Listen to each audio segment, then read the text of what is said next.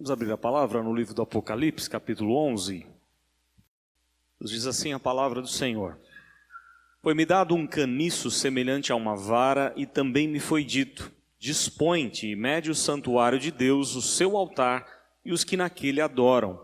Mas deixa de parte o átrio exterior do santuário e não o meças, porque foi ele dado aos gentios.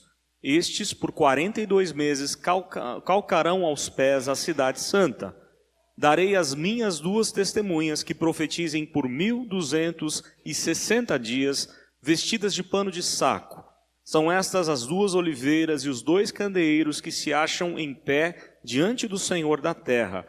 Se alguém pretende causar-lhes dano, sai fogo da sua boca e devora os inimigos. Sim, se alguém pretende causar-lhes dano, certamente deve morrer. Elas têm autoridade para fechar o céu para que não chova durante os dias em que profetizarem.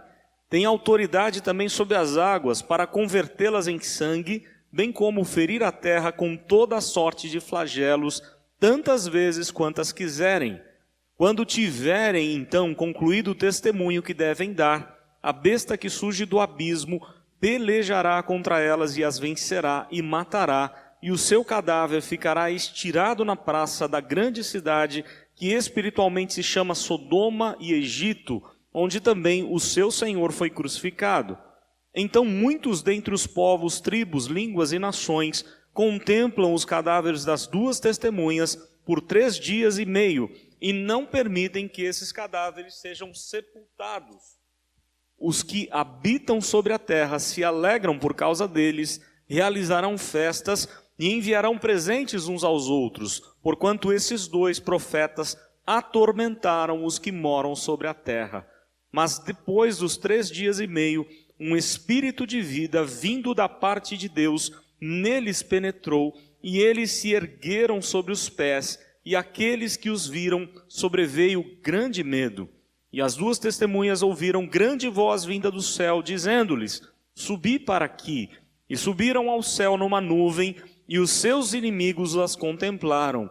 Naquela hora houve grande terremoto, e ruiu a 10ª parte da cidade, e morreram nesse terremoto 7.000 pessoas, ao passo que as outras ficaram sobremodo aterrorizadas, e deram glória ao Deus do céu. Passou o segundo ai, eis que sem demora vem o terceiro ai. O 7º anjo tocou a trombeta, e houve no céu grandes vozes dizendo: o reino deste mundo, o reino do mundo se tornou de nosso Senhor e do seu Cristo, e ele reinará pelos séculos dos séculos. E os 24 anciãos que se encontram sentados no seu trono diante de Deus prostraram-se sobre o seu rosto e adoraram a Deus, dizendo: graças te damos, Senhor Deus Todo-Poderoso, que és e que eras, porque assumiste o teu grande poder e passaste a reinar. Na verdade, as nações se enfureceram, chegou, porém, a tua ira, e o tempo determinado para serem julgados os mortos, para se dar o galardão aos teus servos, os profetas, aos santos e aos que temem o teu nome, tanto aos pequenos como aos grandes, para destruíres os que destroem a terra.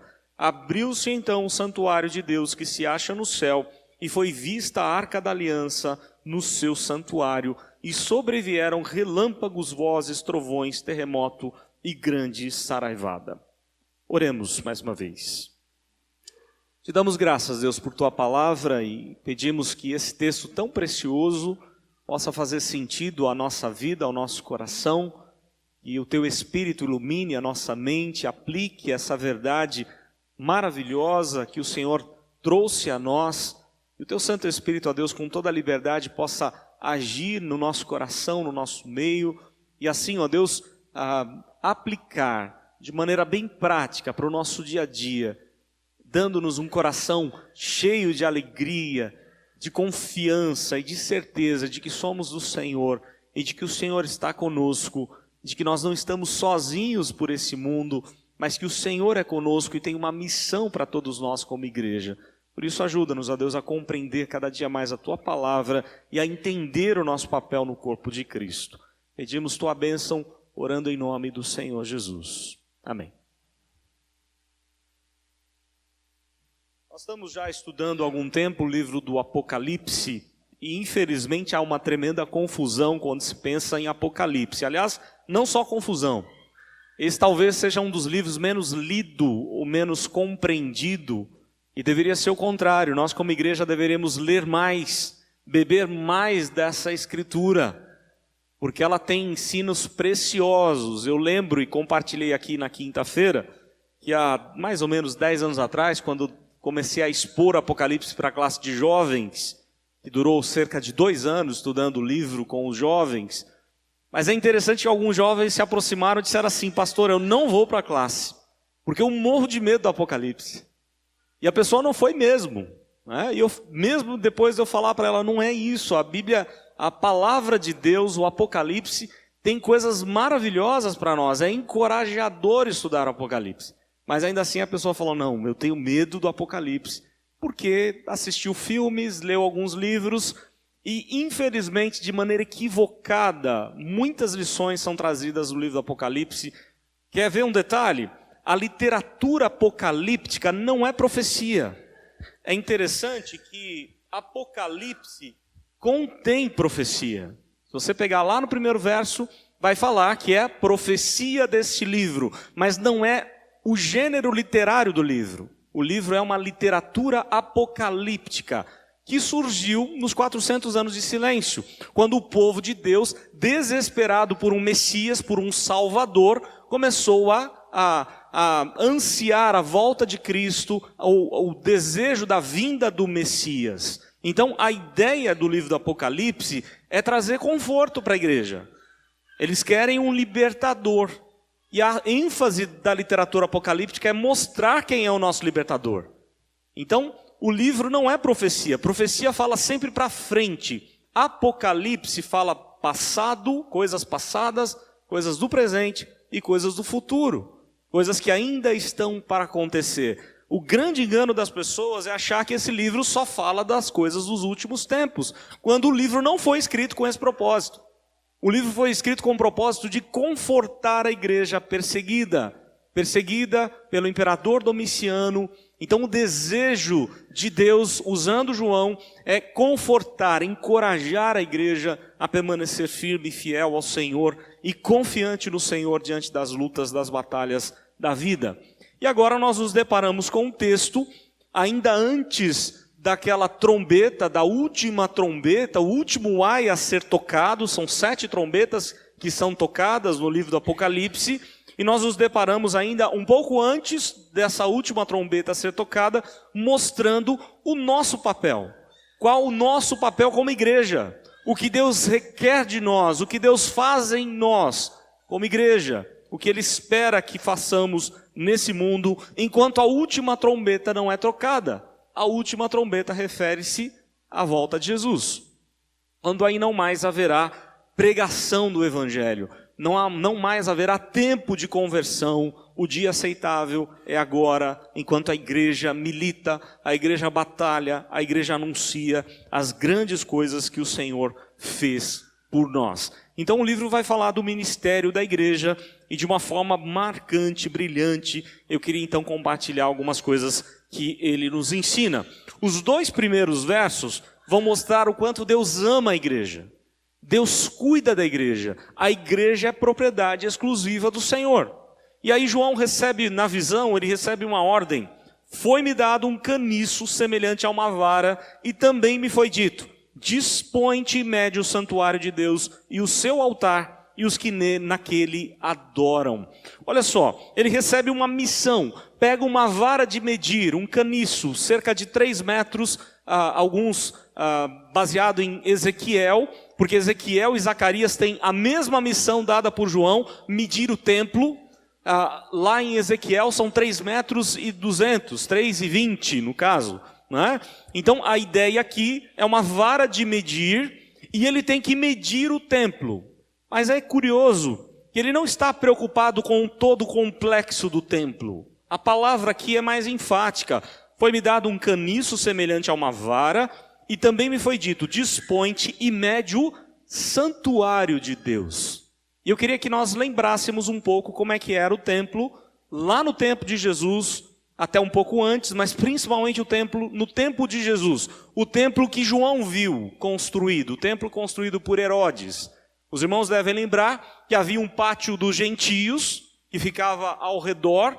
O gentio não podia se aproximar além desse pátio, ok? Depois o pátio dos gentios, o pátio das mulheres, aí o pátio dos homens, e assim o pátio do sacrifício, do sacerdote, onde o sacerdote iria sacrificar os animais. Depois desse pátio, estava ali diante deles o lugar santo. Ao entrar no lugar santo, à direita, a mesa com os pães e vinho, ok? De frente, à esquerda, o candelabro, e ao fundo, a mesa dos pães, aliás, a mesa do altar do incenso, o altar da oração. Passando essa mesa, aí você tem o véu, e assim o véu, aí sim você tem a Arca da Aliança, o Santo dos Santos. É interessante que a palavra usada por João aqui não é o complexo todo.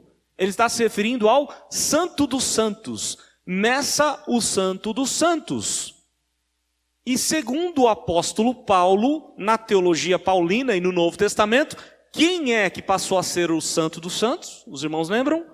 Quem é o templo mais sagrado da habitação de Deus? A igreja, somos nós. Então a ideia de João é, você vai ter que medir o Santo dos Santos, porque a ideia de medir, no contexto deles, é de guardar, de proteger, de selar, de cuidar da igreja, cuidar desse Santo dos Santos, o seu altar e os que nele ou naquele adoram. Mas deixa, aí o verso 2, mas deixa de fora o quê? Rejeita, a palavra aqui é muito forte, rejeita, deixa de fora, despreza o átrio exterior. Você só vai medir o Santo dos Santos, não vai medir o átrio exterior, não o Messas, porque foi dado aos gentios. Estes por 42 meses calcarão aos pés a cidade santa. A ideia dos habitantes da terra, dos que não querem saber de Deus, estes não precisam medir, eles não são do Senhor. Só a igreja é do Senhor, Deus ama a sua igreja, Deus zela pela sua igreja, mas os habitantes da terra são aqueles que perseguem a igreja, que pisoteiam a igreja, que querem ver a igreja cada vez pior. Interessante aqui que é usado, né? O texto fala para a gente no verso 2, estes por 42 meses calcarão mesmo, né? Aos pés a cidade santa. Ou seja, a cidade santa, a igreja do Senhor vai passar por apertos, por tribulação, mas nós vamos ver isso daqui a pouco. A partir do verso 3, de 3 a 6, ele vai mostrar como Deus capacita a sua igreja. Deus já demonstra aqui para João que ele ama, ele cuida da igreja, ele zela pela igreja e agora ele capacita a sua igreja. Verso 3, direi às minhas duas testemunhas que profetizem por 1260 dias, vestidas de pano de saco. Olha que interessante. As duas testemunhas, infelizmente há uma tremenda confusão com relação às duas testemunhas. Muito já foi dito, já foi escrito sobre elas. Alguns, como Tertuliano, achava que era Enoque e Elias. Outros pensam que é Elias e Moisés, porque no contexto, logo após, vai mostrar o ministério de Elias e o ministério de Moisés. No entanto, a ideia é simbólica. Apocalipse trata de símbolos. E tanto Moisés e Elias são tratados pelo próprio Cristo como quê? Representantes das Escrituras Sagradas. Lembram da parábola do rico e Lázaro? Quando o rico lá em desespero pede para Jesus enviar alguém avisar os seus parentes, para que se arrependam, para que se convertam, para que se voltem para Deus. E qual foi a resposta de Jesus? Qual foi a resposta que a parábola conta? Não, eles já têm Moisés e Elias. Ele já tem a lei e os profetas, ele já tem a palavra de Deus. Então a ideia das duas testemunhas é a própria igreja pregando o evangelho, vivendo o evangelho, anunciando a própria palavra de Deus.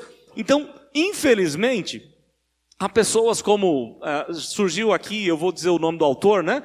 O psicólogo Tim LaHaye, ele foi equivocado quando escreveu Deixados para Trás, uma obra magnífica, bonita de se ler, gostosa de ler, virou filme, mas com muitos erros teológicos. E ali, não só ele, mas baseado num fundamento de Scofield. Scofield nunca foi teólogo, e assim ele comentou uma Bíblia, ele praticamente inventou uma teoria, dizendo que algumas coisas deveriam acontecer antes da volta de Jesus. E as pessoas começam a achar que para Jesus voltar tem que aparecer duas testemunhas. E aí eu posso dizer com toda certeza, sabe quem são as duas testemunhas? Eu e você. Nós somos igreja do Senhor, somos testemunhas do Senhor. Temos várias evidências na Bíblia de que o texto se refere à igreja. Os irmãos lembram como que Jesus enviou os discípulos a pregar? Era como? De 2 em 2. Porque a igreja vai de 2 em 2 pregando, anunciando o evangelho. Na lei precisava de 2 testemunhas para que um julgamento fosse aceito, um parecer fosse aceito pelo juiz. Então, na verdade, as 2 testemunhas são a igreja que anuncia a palavra de Deus. Darei as minhas 2 testemunhas que profetizem por 1260 dias, vestidas de quê? De pano de saco. Qual que é o ministério da igreja? Anunciar o arrependimento. Pano de saco na Bíblia significa arrependei-vos. É momento de contrição, é momento de se voltar para Deus, é momento de se arrepender, de vestir de pano de saco e cinzas, e não de festas de alegria. É necessário o arrependimento. Infelizmente, o evangelicalismo, desde a década de 60, foram grandes conferências missionárias evangelísticas que anunciaram só uma parte do evangelho. A parte de aceite Jesus. Não é isso? É só aceitar Jesus, sua vida está tudo bem. Aceitou Jesus, disse sim para Jesus, você está salvo. Era essa a pregação do Senhor Jesus? Como que Marcos registra a pregação do Senhor Jesus? Marcos 1, verso 14. Ele saiu por toda a Galileia anunciando o evangelho do reino de Deus, dizendo que o reino está próximo. E qual era a pregação? Arrependei-vos e crede. Esqueceram do arrependimento, só pregaram a fé. Então, se a pessoa crê em Jesus, mas não se arrependeu, significa que ela não entendeu nada do plano de salvação. Porque o que a palavra de Deus deixa claro é necessário reconhecer que você é pecador, que nós somos pecadores, carentes da graça de Deus.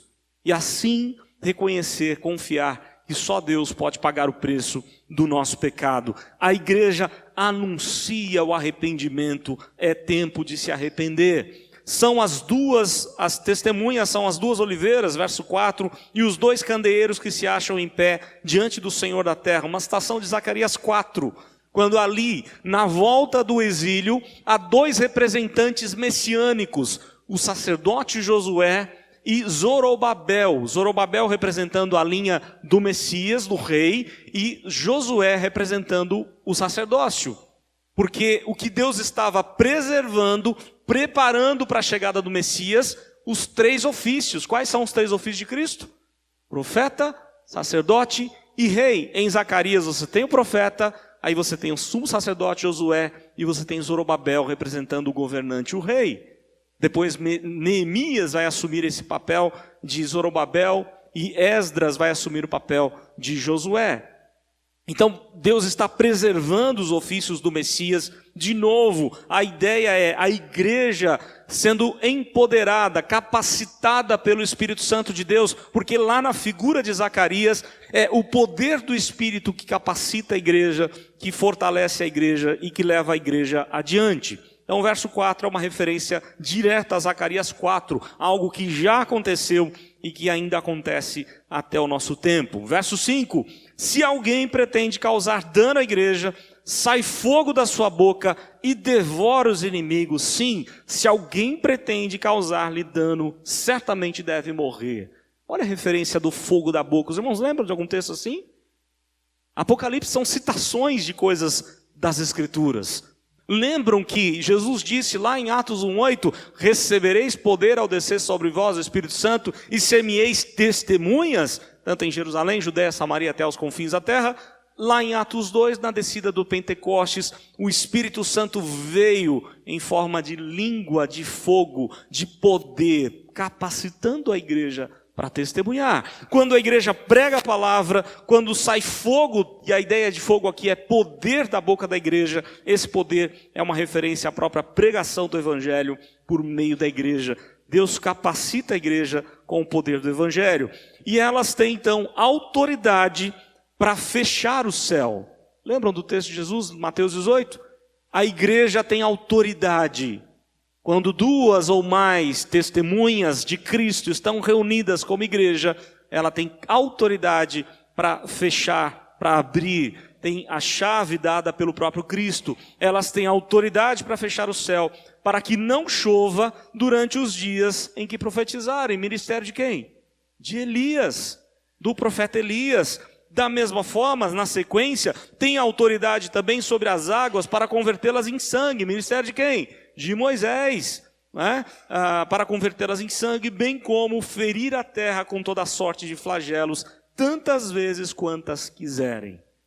De novo a referência, Moisés e Elias, o poder da palavra de Deus sobre a igreja. Nós temos um grande poder que está em nós, conosco, que é a palavra de Deus. Mas infelizmente, há uma ignorância com relação à palavra da própria igreja. Enquanto a igreja continuar ignorante da palavra, ela não vai fazer diferença nenhuma nesse mundo. Porque a arma da igreja, o poder da igreja está na palavra, está no poder do evangelho, que é poder de Deus para a salvação de todo aquele que crê. Então Deus ama a igreja, Deus usa a igreja, mas Deus também permite a tribulação na vida da igreja, e os versos 7 em diante vão mostrar isso, dizendo assim: quando tiverem concluído o testemunho que devem dar, a besta que surge do abismo pelejará contra elas, contra a igreja, e as vencerá e matará. E o seu cadáver ficará estirado na praça da grande cidade, que espiritualmente se chama Sodoma, Egito. Olha que interessante. A igreja vai chegar um tempo que vai cumprir a sua missão, e aí já é a volta de Jesus, quando não há mais o que fazer. O mundo vai perseguir a igreja, vai maltratar a igreja, vai achar que destruiu a igreja. E nós estamos vivendo muito perto disso, não sabemos quanto tempo ainda demora a volta do Senhor Jesus, mas há muitos indícios de que estamos próximo de uma forte perseguição, as leis se fechando cada vez mais contra a igreja. Nós estamos vivendo um momento bastante complicado e nós sabemos que no fim, na volta de Jesus, a igreja vai ser ferozmente perseguida. Todos aqueles que querem viver piedosamente serão perseguidos. Paulo deixou isso muito claro. Não é uma novidade para nenhum de nós. Quando nós dissemos sim para Jesus, nós sabemos que iríamos pagar um preço muito alto pela nossa fé. Nós muitas vezes temos que perder emprego, temos que perder relacionamentos, temos que viver em inimizades com pessoas que têm fé diferente, às vezes até parentes nossos. Tudo isso por amor a Jesus, por fidelidade a Deus. E a igreja então é perseguida, e o texto se refere à igreja sendo largada, as duas testemunhas, os cadáveres ficam na praça para serem zombados. Na cultura oriental isso é algo terrível, não enterrar um morto. Então eles deixam ali os cadáveres à praça para zombar, e as palavras usadas aqui para a cidade, Sodoma, Egito, a grande cidade, há simbolismos bíblicos com relação a grandes cidades, como Sodoma e Gomorra, Egito, Roma, Babilônia, cidades de um mundo sem Deus. Aliás, Babel significa exatamente isso, mundo sem Deus, cidade sem Deus, vida sem Deus. É o que o mundo quer não quer Deus. Então a igreja atrapalha o mundo quer viver longe de Deus, e a igreja fica pregando o evangelho, pregando o arrependimento. Aí o texto vai falar mais, onde também o seu Senhor foi crucificado. O nosso Cristo, o nosso Senhor foi crucificado, e nós temos também que pagar o preço dessa perseguição contra nós. Aí o verso de número 9, então muitos dentre os povos, tribos, línguas e nações contemplam os cadáveres das duas testemunhas por 3 dias e meio e não permitem que esses cadáveres sejam sepultados. Que interessante, graças a Deus eles ficam apenas 3 dias e meio, não são literais, mas simbolicamente nos números do Apocalipse, se fosse 7, nós estaríamos perdidos. Mas são 3 dias e meio, metade de 7. Deus parte a tribulação da igreja ao meio. Há uma teologia do Apocalipse que diz assim: a igreja não passa pela grande tribulação. Engano, o texto acabou de dizer que sim. Vai passar também, mas Deus tira a igreja da grande tribulação. Deus parte a tribulação ao meio. E enquanto a igreja passa por grande tribulação, verso 10, os que habitam sobre a terra se alegram por causa deles, realizarão festas e enviarão presentes uns aos outros, porquanto esses dois profetas atormentaram os que moram sobre a terra. A igreja atormenta os habitantes da terra com a pregação da palavra. Será que você tem incomodado as pessoas ao seu redor com a palavra de Deus? Eu não estou me referindo àquele tipo de crente que é chato, que toda hora fala, você vai para o inferno. Eu acho que não é isso que a gente tem que ser, né? A gente tem que criar pontes, a gente tem que ser pessoas agradáveis, amáveis no nosso trabalho, no dia a dia. Mas vai chegar um ponto que é hora de você dizer não. Vai chegar um ponto na hora lá do seu trabalho, da sua escola, da sua faculdade, que todo mundo está bebendo e você como crente tem que agir de maneira diferente. Mas será que a gente tem sido diferente e tem atormentado a mente dos incrédulos com a veracidade do Evangelho? A palavra de Deus diz que nós como testemunhas temos que viver assim. Enquanto isso o mundo vai festejar, vai zombar pela aparente derrota da igreja. Em 24 de agosto de 1572, uma noite, um casamento dos nobres protestantes, presbiterianos franceses, huguenotes franceses. Eles estavam ali para o casamento do grande líder deles, Henrique de Navarra, quando foram surpreendidos pelos romanos. E essa noite ficou conhecida como a noite de São Bartolomeu. A partir dessa noite, mais de 70 mil protestantes foram mortos. Houve um massacre dos crentes lá na época da Reforma Protestante. Interessante que esse texto ele se cumpre naquela data. Porque a partir daquela data, o Papa Gregório, juntamente com a rainha Catarina, fizeram uma grande festa. Os sinos das igrejas tocaram, convocando os fiéis para um culto de ação de graças, uma missa de ação de graças, por conta da morte de muitos protestantes. E eles contrataram um artista para fazer uma grande demonstração daquela cena terrível da noite de São Bartolomeu. Eles culminaram ou fizeram uma medalha para comemorar aquela data. E o mundo sempre, quando mata a igreja, quando persegue o crente, ele festeja. Porque nós incomodamos quando pregamos e vivemos o Evangelho de Cristo. A pergunta que eu tenho para fazer para mim e para você, será que a gente está incomodando? Ou será que a gente está se conformando com esse século? Porque Paulo diz que nós não podemos nos conformar. A gente tem que viver de maneira diferente, relevante, pregando o poderoso Evangelho de Deus, mesmo que isso custe a nossa própria vida. E aí, a partir do verso 11, vai falar que Deus salva a igreja. Mas depois dos 3 dias e meio, um espírito de vida vindo da parte de Deus, neles penetrou, uma lembrança de Ezequiel 37, o vale dos ossos secos, quando estão todos lá mortos, mas o poder do Espírito de Deus penetra e traz vida novamente, penetrou e trouxe vida, e eles se ergueram sobre os pés, e aqueles que os viram sobreveio grande medo, e as 2 testemunhas ouviram grande voz vinda do céu, dizendo, subi para aqui, e subiram no céu, numa nuvem, e os seus inimigos a contemplaram. Nós acabamos de ler um texto no começo do culto, em Atos 1, que falam de Cristo subindo na nuvem, lembram disso? A palavra, a ideia que o texto está trazendo para a gente, é que nós como igreja, aqueles que estiverem vivos como crentes, na volta do Senhor Jesus, serão arrebatados numa mesma nuvem, no mesmo evento, na mesma nuvem que Cristo subiu, que vai descer cheio de glória com aqueles que já partiram em Cristo, e nós como igreja seremos arrebatados. Interessante que não vai ter arrebatamento secreto, o texto diz isso claramente. As 2 testemunhas ouviram grande voz vinda do céu, verso 12, dizendo subir para aqui, subiram no céu numa nuvem, e os seus inimigos as contemplaram. Todo o olho vai ver a igreja sendo arrebatada, não tem arrebatamento secreto. Não é assim. Na hora do arrebatamento da igreja, é a mesma exata volta do Senhor Jesus, quando todos que ficarem vão morrer de medo.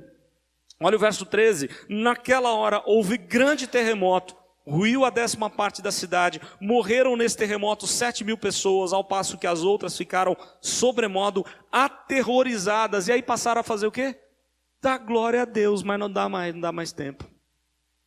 Porque todo joelho vai se curvar, se dobrar diante do Rei dos Reis, Senhor dos Senhores, e declarar que Ele é o Senhor. Paulo disse isso lá em Filipenses. Vai chegar um tempo na volta de Jesus que todas as pessoas vão querer dar glória a Deus, mas não terá mais jeito, não tem mais jeito de salvação. Passou o segundo ai, diz o verso 14, eis que sem demora vem o terceiro ai, a trombeta vai tocar, a igreja já foi arrebatada.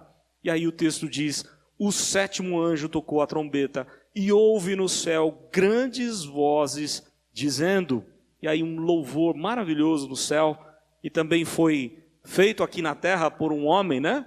Baseado nesse texto, o Handel, Aleluia de Handel, né? Você tem aqui esse texto tão maravilhoso, o reino do mundo se tornou de nosso Senhor e do seu Cristo, e Ele reinará pelos séculos dos séculos. E os 24 anciãos, a igreja do Antigo Testamento, a igreja do Novo Testamento, que se encontram sentados no trono, descem do trono e se prostram em adoração a Deus, porque reconhecem que estão ali reinando por causa de Deus, pela obra de Cristo na vida deles, dizendo, graças te damos, Senhor Deus Todo-Poderoso, que és e que eras, porque assumiste o teu grande poder e passaste a reinar. Na verdade, as nações se enfureceram, chegou, porém, a tua ira e o tempo determinado para serem julgados os mortos, para se dar o galardão aos teus servos, os profetas, aos santos e aos que temem o teu nome, tanto aos pequenos como aos grandes, para os destruíres os que destroem a terra. Os habitantes da terra, os que não temem a Deus, estão destruindo a terra. Basta a gente pensar nos nossos muitos governantes aí no mundo inteiro, né?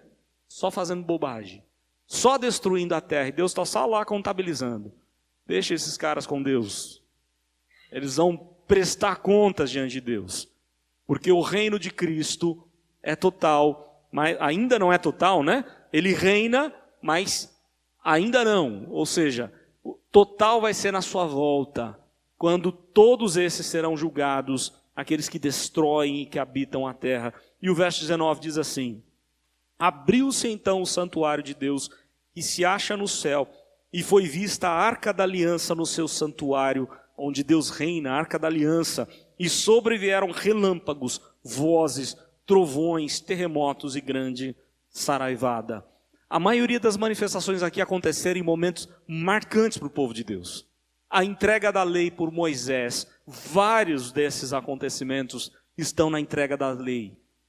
E os que vão ser condenados vão porque odeiam, desprezam a lei do Senhor. Por isso, de novo, as mesmas manifestações. Na morte de Cristo, boa parte dessas manifestações, na crucificação também aconteceram. E na volta de Jesus elas vão de novo acontecer para marcar o juízo de Deus. Eu queria terminar falando de uma história de Aleluia de Handel. Não é possível precisar se ela realmente aconteceu, mas é uma história bastante curiosa, contada por diversas pessoas. Quando Handel tocou, quando essa música foi tocada pela primeira vez em Londres, na Inglaterra, segundo consta, o rei George, ele se colocou de pé, e quando o rei fica de pé, todo mundo tem que ficar. Como que dizendo, somente Cristo é rei, só Ele tem o direito de assentar no trono. E é isso que nós temos que pensar. Será que Cristo realmente está sentando no trono da nossa vida? Será que Ele realmente reina? Ou a gente está deixando o reinado de Cristo para depois? Deixa quando Ele voltar não dá mais tempo. Ou Ele é rei agora, ou quem está reinando na sua vida é o diabo ou a sua própria carne. A palavra de Deus diz claramente que Deus ama a sua igreja, mas aqueles que não são igreja, são habitantes do mundo, serão condenados. Então nós temos que pensar nisso.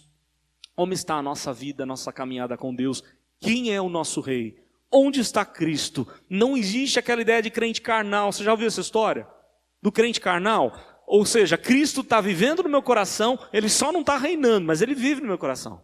Então eu sou crente carnal, engano seu, não tem isso não. Isso foi até inventado por algumas missões evangelísticas. Não existe crente carnal. Ou Cristo está dentro da sua vida, do seu coração, ou ele está fora. Há um só Senhor, e esse Senhor é Cristo. E ele tem que estar reinando na sua vida. Mas se ele não reinar, quem reina somos nós mesmos ou Satanás. Então vale a exortação. As trombetas estão tocando, mas quando a última trombeta tocar, não há mais tempo de arrependimento. O arrependimento é agora. O tempo de se voltar para Deus é agora. De ouvir a voz das testemunhas que pregam: arrependei-vos e crede no Evangelho, crede no poder de Deus. Que Deus assim nos capacite a viver esse Evangelho, a crer nesse Evangelho, a pregar esse Evangelho a cada dia. Deus assim nos abençoe. Amém.